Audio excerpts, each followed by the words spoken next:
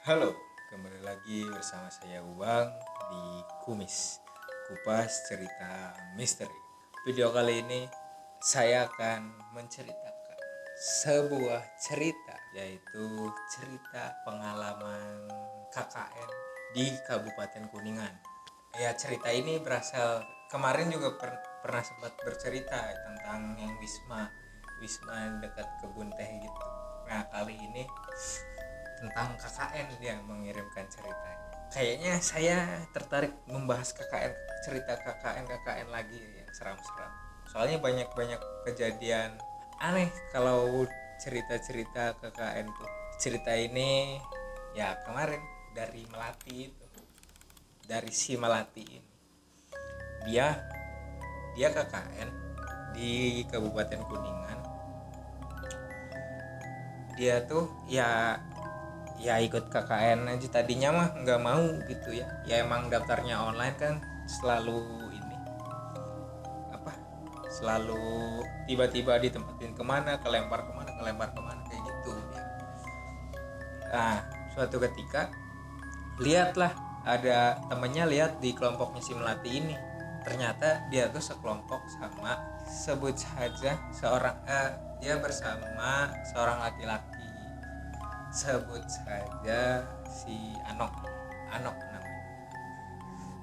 Nah, si Ano ini bisa bisa melihat yang begitu-gitu, ya bisa bisa mediasi ke badannya sendiri, terus bisa ngeluarin lagi kayak gitu kata dia tuh. Nah, suatu ketika udah di desa tempat dia KKN itu, di desa tempat dia KKN, ya mereka ke sana kan untuk beberapa minggu atau sebulan gitu ya kalau KKN tuh. Nah, mereka tuh tinggal ada dua tempat tinggal gitu. Yang laki-laki itu di dekat dengan kantor desanya, tapi si cewek itu malah dekat dengan rumah kosong dan dekat kebun. Terus ada kayak ini kebun-kebun bambu gitu di sana. Ada kebun bambu gitu ya kan, kebun bambu bisa serem serem banget sih. Terus bukan itu aja ya, setelah setelah beberapa hari KKN udah melakukan program kerja, si Melati ini bersama teman-temannya, ada belasan nggak tahu ya, belasan puluhan, sekitaran segitulah ya. Mereka nggak bisa disebut namanya, itu aja yang bisa aja sebutnya Melati sama si Ano ini, karakter kali ini. Si Melati ini nih kenapa gitu ya, heran gitu, kenapa tempat tinggalnya di sana gitu, tempat tinggalnya tuh. Nah, alasan cowok-cowok milih tempat yang itu tuh ternyata kayak gini alasannya tuh, kenapa yang cewek ditempatkan yang paling di rumah paling belakang, sedangkan yang cowok di dekat masjid dan dekat kantor desa. Alasannya ya kayak gitu, cewek kan ya butuh privasi lebih lah ya, kayak yang cewek pakai kerudung ingin buka kerudungnya ketika nggak mau kelihatan orang, takutnya kan kelihatan orang jadi bahan omongan lagi kayak kalian begitu.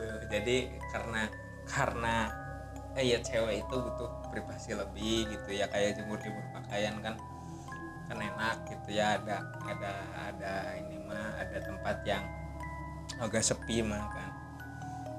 Tapi karena kesepiannya, karena ya daerah sepi itu yang jarang orang lewat ya, biasanya tuh kalau eh, anak-anak KKN ya, anak-anak mahasiswi itu kalau KKN itu biasanya ditempatkan di rumah yang biasanya nggak kepake sih, masih diurus tapi nggak kepake ya kayak gitu. Soalnya di dekat rumah saya juga kayak gitu. Kalau ini ya suka ada cerita-cerita juga ya, ceritanya begitu. Nah, setelah seminggu si Melati sama teman-temannya sudah seminggu program kerja, ya dia aman-aman aja, suatu saat ada program kerjanya tuh harus door to door ke rumah warga, terus tercetus ada cerita begitu. Nah, ada cerita warga yang tersampaikan ke si Melati ini dan teman-teman. Saya juga kan ini kan, saya juga belum sih, saya nggak ngerasain. Ada cerita warga yang katanya di mana. Nah, ada beberapa cerita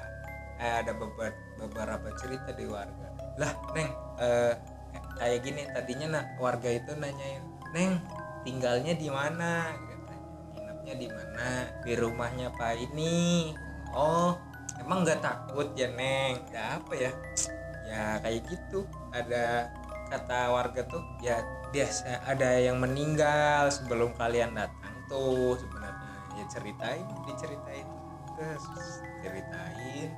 ya begitu. Kemudian diceritakan lagi sama si Melati dan teman-temannya di rumah itu, di dekat rumah itu, di balkonnya gitu diceritain. Terus tiba-tiba si Ano ini tiba-tiba kayak gitulah, tiba-tiba berdiri muter-muter, duduk lagi, tiba-tiba nangis, bilang kayak gitu, kunaon sih kudu nyaritakeun urang wae gitu. Nah, akhirnya ini si Melati dan teman-teman itu sadarlah dan minta maaf ke sosok itu yang tadi kasih Ano itu. Nah, suatu ketika ini tuh terjadi di rumah yang itu sebenarnya mah deket kantor desa, yang rumahnya yang cowok. Si Melati ke sana ngomongin nyeritain si cerita dari warga itu yang tadinya udah meninggal ya bukan cerita sosialisasi biasa aja. Ini ya ada cerita kayak gitu. Ada apa aja sih di rumah ini? Ada apa aja sih? Kenapa sih harus nyeritain kayak gitu kalian tuh? Jadi begitu. Pas nggak lama itu azan zuhur. Nah, dari azan zuhur itu ada bapak-bapak dari masjid itu nyamperin lah ke rumah laki-laki itu buat para laki-laki, para mahasiswa itu nyamperin lah dan ngasih air doa buat si Ano itu, diminumkannya ke si Ano dari bapak-bapak yang pulang dari masjid itu. Nah, si Melati ini terus pulang ke tempat nginepnya karena ya dia lelah kali ya, capek, ke rumah penginapan si cewek lagi yang nah itu kan di rumah ini kan yang cowok gitu. Nah ketika si Melati ini pulang ke penginapan cewek, ya tempat singgah sementara lah ya buat KKN gitu, tempat singgah sementara ke penginapan cewek itu. Nah mulai cerita sebenarnya sih kalau di Kuningan sih ya banyak sih ya cerita-cerita kayak gitu soal pendakian gunung kayak gitu kan ya, ada di Gunung Tinggi juga ya, mungkin sejarah Kuningan juga itu kan masih ya begitulah ya, ntar juga ini.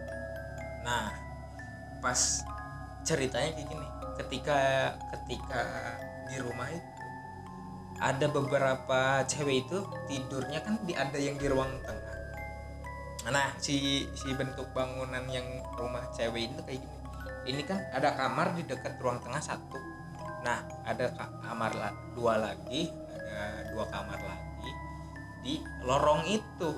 Si ruang tengah ini tuh yang pada tidur di ruang tengah itu biasanya ngadepnya ke lorong yang menuju ke dapur dan kamar mandi itu ya. Itu baik ilustrasi rumahnya ya, denah rumahnya kayak gitu. Lorong itu kenapa harus ada lorong tuh ya, menatap lorong itu. Yang tidur di ruang tengah, kata si Melati ini tidur di kamar katanya berempat ya. Siang tidur di ruang tengah ini, tiba-tiba mereka tuh pada pindah ke kamarnya Melati yang tadinya sekamar cuma 4 orang, jadi tambah 7, jadi sekitar 11 orang ya guys. 11 orang. Kalian mau ngapain di kamar 11 orang? Kalian mau main bola di kamar? Ya lanjut ceritanya. Sumpah guys, pasti sumpah anjir. Kenapa mereka tuh ya kayak gitu ya, karena mereka parno sendiri gitu, yang ngedenger gara-gara ngedenger cerita misterius itu. Kalian ya, tapi saya juga bakal kayak gitu guys. Saya kabur lari ke masjid. mulai gara-gara satu kejadian, terus ada kejadian di rumah cewek itu. Nah, mulai ada lah nih gangguan kecil di rumah yang ditinggali oleh cewek-cewek atau mahasiswi ya begitulah. Ketika satu udah kepancing, pasti kepancing semua, biasanya begitu. Ada gangguan ya karena satu dari diri apa ya, mahasiswi itu kayak parno gitu ya, takut lah, mereka kan cewek anjir. Gangguan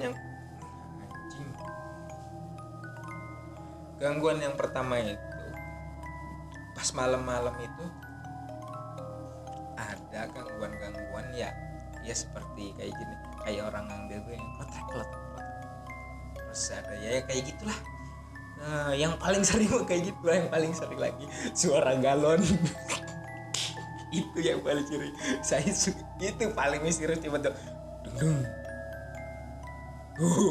Udah apa? Kirain ada yang minum. Saya juga suka misalkan ada galon di ruang tamu malam-malam lagi main game gimana, tiba-tiba dung. Kan heran kan itu. Udah ada yang minum. Nah, gangguannya tuh bukan kayak ngambil piring lah, terus kayak suara-suara panci kayak gitulah.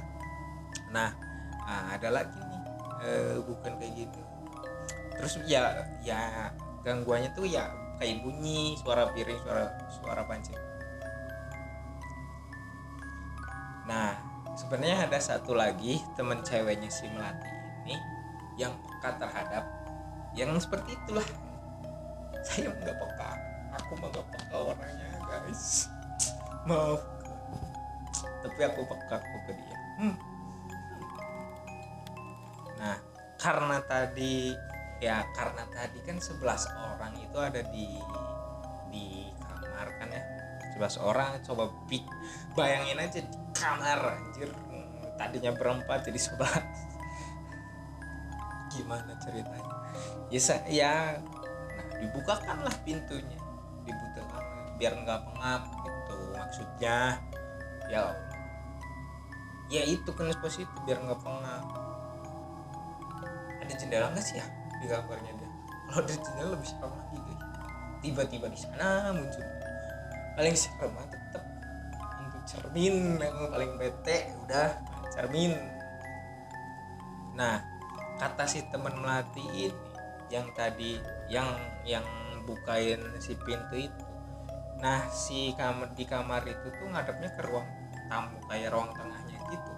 Ngadep ke sana si kamar itu. Kayaknya kamar yang dekat ruang tamu ini ya, bukan di lorong ya. Kayaknya kamar di lorong mah yang kecil-kecil kayaknya. Ini kamar utamanya gitu. Nah, kata teman si Melati ini, dia tuh pas lagi tidur tuh kayak apa ya, kayak melihat sesosok orang tinggi besar itu ya, bukan orang sih ya, sosok hitam tinggi besar.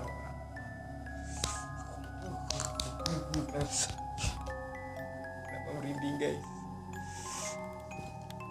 Ya, sosok hitam tinggi besar itu suka ngeliatin mereka tuh tidur. apakah itu sosok penjaga rumahnya ngontrol tapi tinggi besar, curiga. Ayo lanjut. Nah ya udahlah ya, terus ya udahlah kata si Melati, ya udah dia tuh ya mencoba adaptasi aja, menikmati dengan keadaan yang ada gitu ya. Nah tiba-tiba ada gangguan lagi ke si Melati dan teman-temannya. Tiba-tiba ketika dia bikin ya makanan atau cemilan kayak gitu, kayak buat ngerebus mie instan atau bikin gorengan-gorengan kayak gitu, ya cemilan-cemilan kayak gitu buat para mahasiswi lain. Kaget lah si Melati ini, tiba-tiba ada suara ketokan-ketokan gitu, dak dak dak dak dak dak dak, ada suara ketokan-ketokan kayak gitu ya ke tembok itu. Ya mereka kan kaget lah, ya takutnya ada orang gitu ya, positifnya takutnya ada orang, dan takut satunya lagi takutnya ada sosok itu. Gak tau ya sosok apa itu, ya ampun rinding guys sumpah. Ada sosok ya, takutnya ada orang, takut si Melati. Nah si Melati ini baru sadar satu, di rumah itu tuh si Melati ini ngeh gitu, ketika ada suara orang itu, mereka tuh sebenarnya nggak punya, rumah itu agak terpencil gitu ya dari rumah-rumah warga gitu, nggak punya tangga deket banget gitu ya, cuman berapa meter gitu kan. Kalau kayak di saya ini kalau ketok-ketok itu kan rumah warga kan ya, warga lain. Jadi ya mereka makin inilah, makin deg-degan dan takut.